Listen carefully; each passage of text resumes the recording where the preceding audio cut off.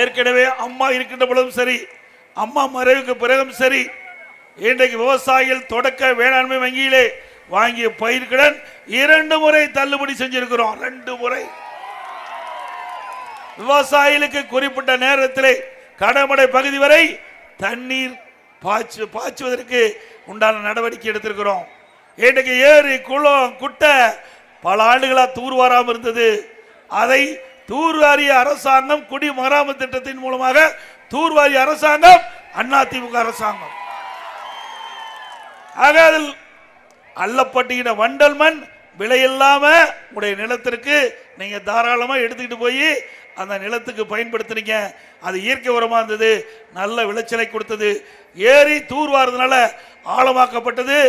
மழை காலத்தில் அந்த தண்ணீர் சேமித்து கோடை காலத்தில் அந்த நிலத்தடி நீர் உயர்வதற்கு எங்களுடைய அரசு கொண்டு வந்த திட்டம் மிகப்பெரிய வரலாற்று சாதனையை படைத்தது.